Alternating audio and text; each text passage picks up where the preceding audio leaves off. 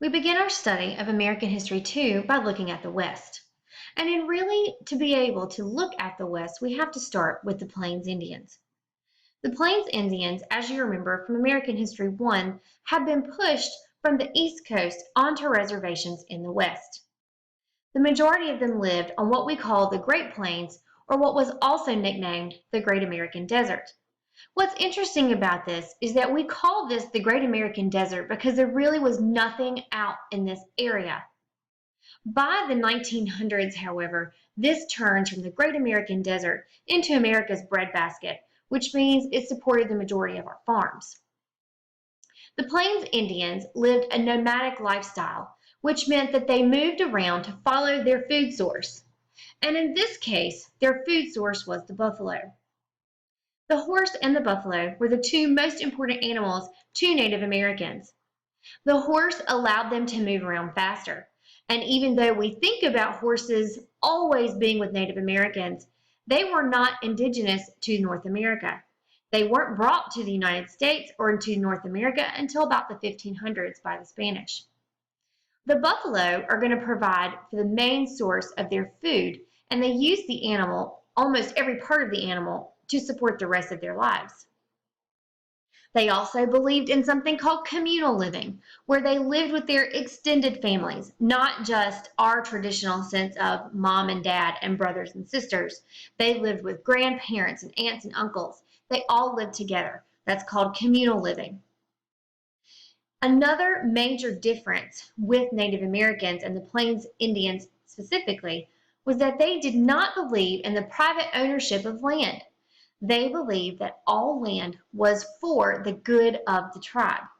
So this whole idea that we have of this is my land where I'm going to farm for my family specifically did not exist with Native American culture.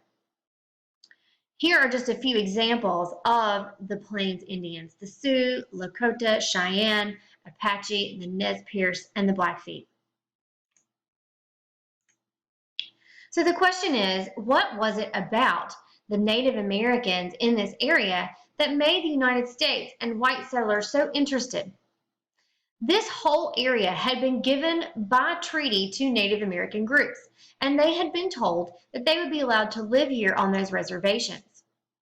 But just like in all previous circumstances, whenever the Americans found something of value like gold in 1848 in California, they began to seek that land out and wanted it for themselves.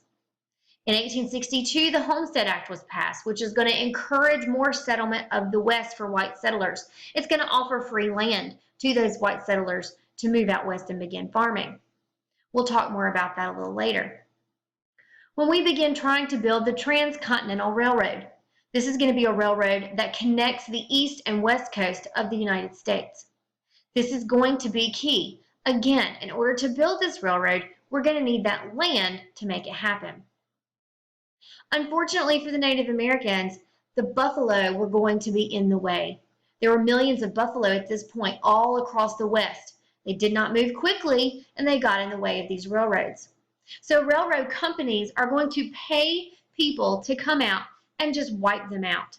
It was a good job for a lot of these people, these Americans, and you see here in this picture that this gentleman is sitting on top of a huge pile of nothing but buffalo hides. Remember, as Americans begin to completely massacre the buffalo, this is going to wipe out the Plains Indians' complete food source. The two main companies that built the Transcontinental Railroad are going to be the Central Pacific Railroad and the Union Pacific Railroad.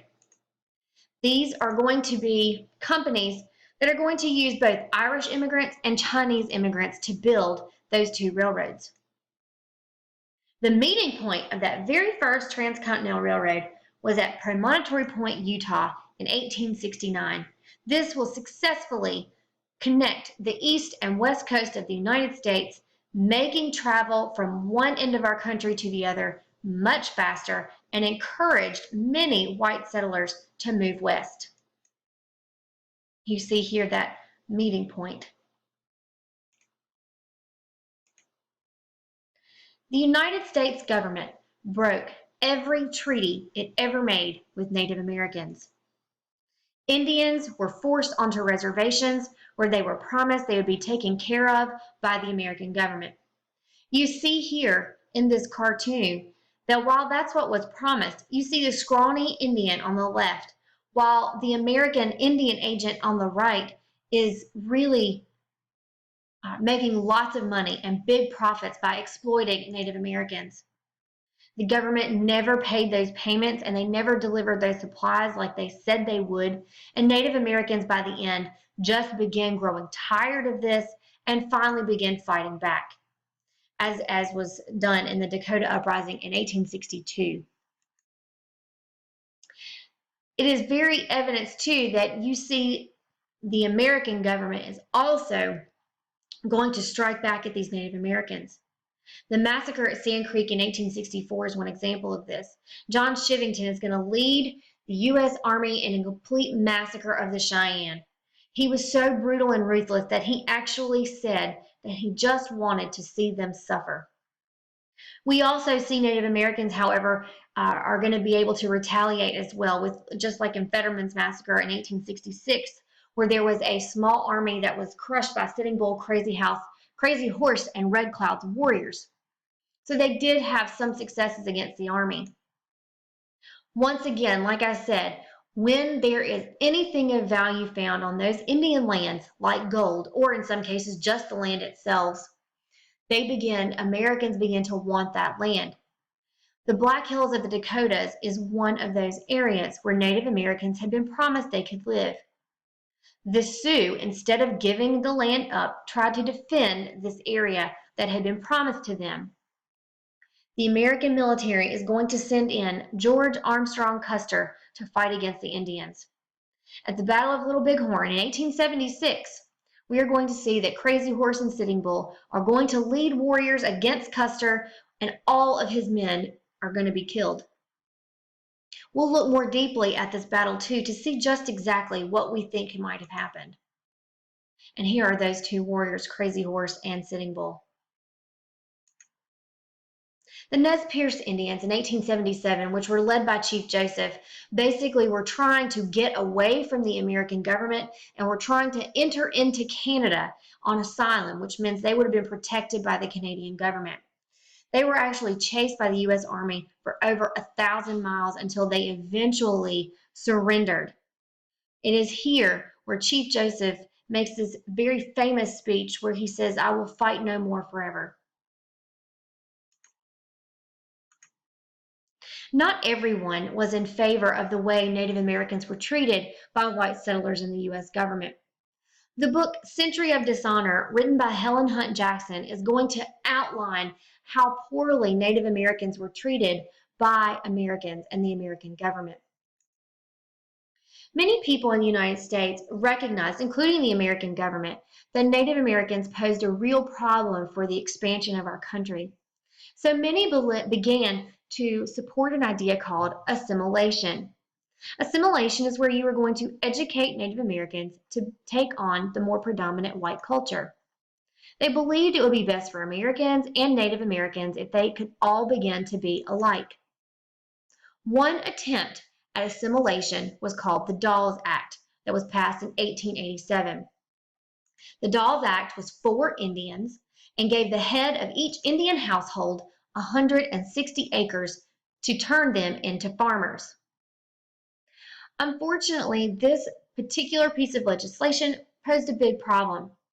Remember, Native Americans did not believe in the private ownership of land, so they had a very hard time transitioning their mindset from their land being for the common tribe's use to being their private ownership. So while this was an attempted assimilation by turning Indians into farmers like white Americans were, it really didn't work. And most of the land, what they did was they took the reservations and split them up.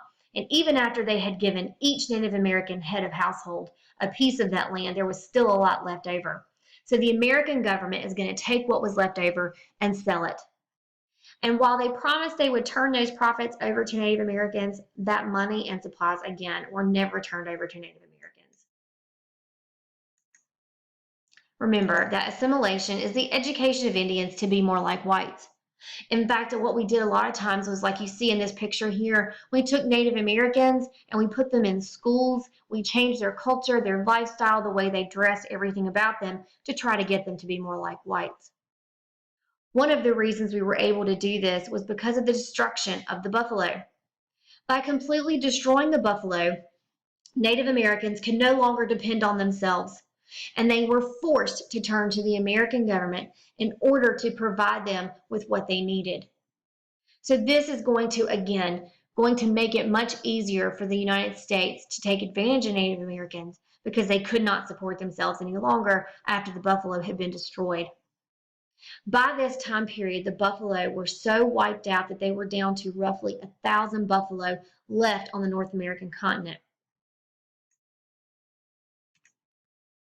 Native Americans had grown so tired of the way they had been treated that something called the ghost dance movement had appeared. This was a dance that Native Americans believed that they could do that would protect them and would return the buffalo and would return their way of life. So it's a spiritual dance. But just like many other things, many white Americans did not understand it. And because they didn't understand it, it scared them. And so they're going to outlaw it. But the Native Americans refused to stop. So in Wounded Knee in 1890, once again, the American government is going to send in the military. When they send in the military, they're going to have the Native Americans turn over all of their weapons. After they had laid down their weapons, they then opened fire and killed several hundred Sioux Indians. Women, children, elderly, everyone. This particular battle is going to mark the end of Indian resistance. By 1890, Native Americans didn't have enough manpower left, they didn't have the supplies left to be able to really fight back against the American government. And we really begin to see an end of the Indian lifestyle.